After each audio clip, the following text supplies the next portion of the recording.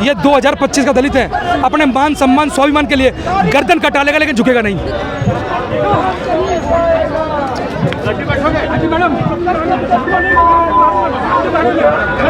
वहाँ पे मुसलमान पिटे, वहाँ पे मुसलमान पिटे, वहाँ पे दलित पिटे, तो ये अमृतकाल है। तो ये अमृतकाल के अंदर दलितों पे अत्याचार बढ़ रहे हैं और नरेंद्र मोदी खामोश है। नमस्कार, 4 PM न्यूज़ नेटवर्क देख रहे हैं आप और मैं हूं आपके साथ शाहीन खान। इस समय मैं अंबेडकर भवन में मौजूद हूं, जहां पर एक आज बड़े पैमाने पर देश भर में हो रहे अत्याचार के खिलाफ लगातार सरकार के खिलाफ आवाज़ उठते हैं। आप देख सकते हैं तमाम लोग यहां पर पहुंचे थे। जिस तरीके से दलितों के खिलाफ देश भर में घटनाएं सामने आ रही है, खासतौर से राजधानी दिल्ली में चीफ जस्टिस के साथ जो घटना सामने हुई, इसके बाद से देश भर में पूरा आक्रोश है और लोग तमाम सरकार से सवाल कर रहे हैं कि आखिरकार दलितों के खिलाफ तब तक अत्याचार चल रहे हैं। आप देख सकते हैं पीछे तमाम दिल्ली पुलिस यहाँ पर पहुंची हुई है और एक तरफ है जो लोग प्रदर्शन कर रहे हैं और बाहर निकल के अपनी नाराजगी यहाँ से जताना चाहते हैं और दिल्ली पुलिस पूरी तरीके से लोगों को रोक रही है। सर, क्या नाम है आपका? मैडम, मेरा नाम लाखन सिंह है, इंडियन दलित फोरम का राष्ट्रीय महासचिव हूँ और राष्ट्रीय झाड़ू मंच का राष्ट्रीय अध्यक्ष हूँ। आज आप ये देखिए, हम सीजे के सम्मान में जिसको जेल में होना चाहिए वो बाहर घूम रहा है और जिनको रोड पर प्रदर्शन करना चाहिए उनको जेल में बंद किया जा रहा है। ये बाबा साहब डॉक्टर अम्बेडकर संवैधानिक, जिन्होंने संविधान के निर्माता, उनके भवन के बाहर भी हमें शांतिपूर्ण पैदल मार्च करने दिया जा रहा है और वो लोग योगी का नाम लेकर यौन बालवी की हत्या कर रहे हैं, आईपीएस सुसाइड कर रहा है, सीजीआई पे जूता फेंका जा रहा है और लेकिन उनको बाहर घूमा जा रहा है।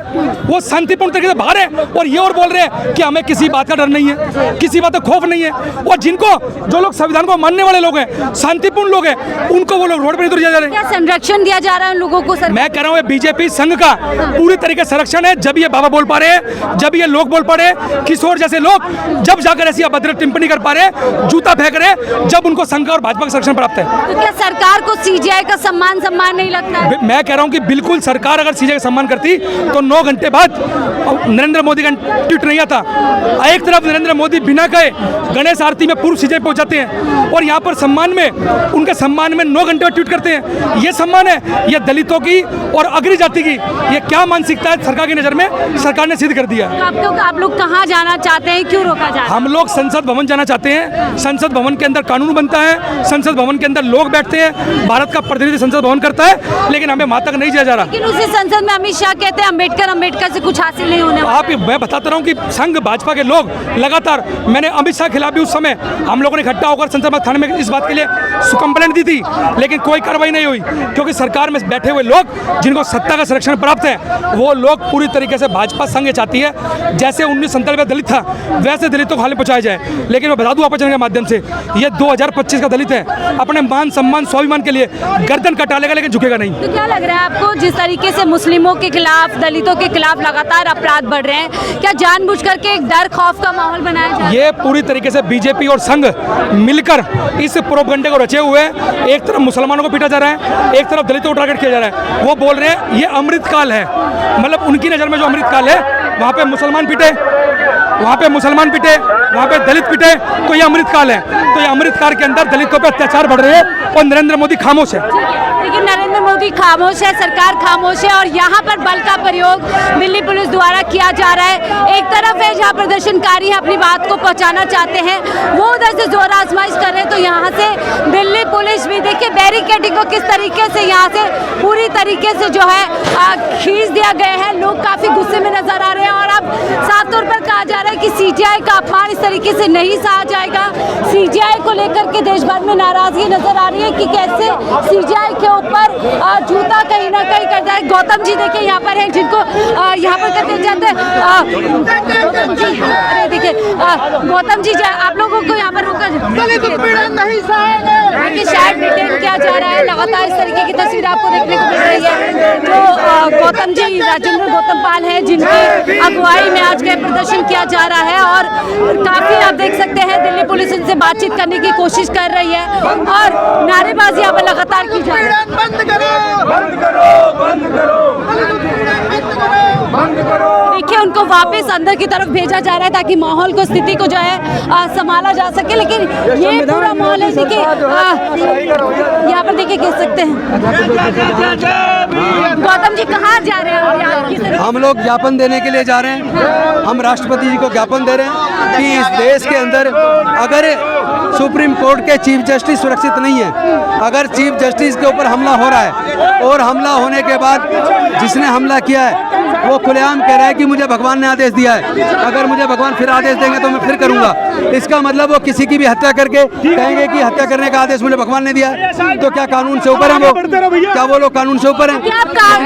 हमारी 3 लोग जो सोशल मीडिया पे इन्फ्लुएंसर हैं वो खुलेआम आपस में बात करते हैं और वो कहते हैं कि सुप्रीम कोर्ट के चीफ जस्टिस को कोर्ट के अंदर ही आप लोग को इकट्ठा मिलकर उसके सर को दीवार में ऐसे मारो कि उसके सर के 2 टुकड़े हो जाए। और दूसरा कहता है उनकी कार को घेर के उनको मारना चाहिए। तो उन लोगों को जमानत कैसे मिल गई जो सुप्रीम कोर्ट के चीफ जस्टिस को हत्या का धमकी दे रहे हैं? खुलेआम उनको जमानत कैसे मिल गई? एक आईपीएस ऑफिसर को इतना प्रताड़ित किया जाता है, इतना प्रताड़ित किया जाता है कि वो व्यक्ति लगातार कंप्लेंट करता है।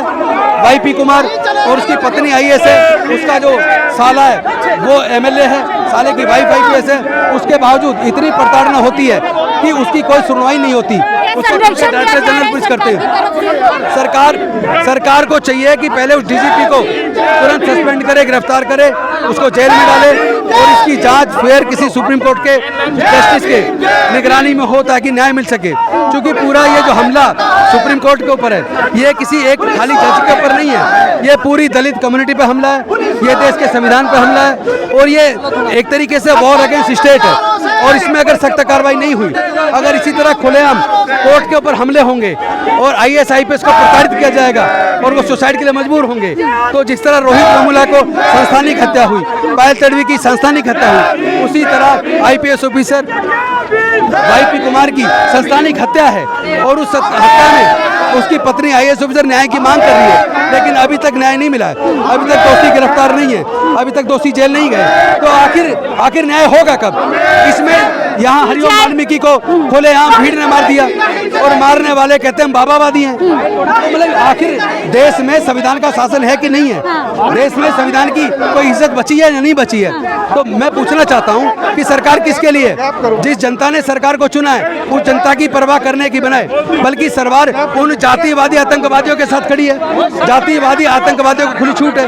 वो जातिवादी आतंकवादी जो संविधान को खत्म करके मनुस्मृति से शासन चलाना चाहते हैं, उनको खुली छूट दी हुई है कि जिस मर्जी को मार दो, जिस मर्जी को पीट दो, जिस मर्जी पे हमला कर दो, आपका कुछ नहीं बिगड़ेगा, आपको थाने से जमानत हो जाएगी या आपके खिलाफ कोई मुकदमा दर्ज नहीं होगा। हमारी लड़ाई संविधान को बचाने की है। हमारी लड़ाई संविधान को बचाने की है। हमारी लड़ाई हर उस दलित, पिछड़े, आदिवासी, माइनॉरिटी, हर उस वंचित व्यक्ति के लिए जिसके लिए आवाज उठाने वाला कोई नहीं है। तो हम लोग तो देश के इस संविधान को लेके चल रहे हैं। इस संविधान की रक्षा की जिम्मेदारी हमारी है और हम ये जिम्मेदारी पूरी ईमानदारी से निभाएंगे।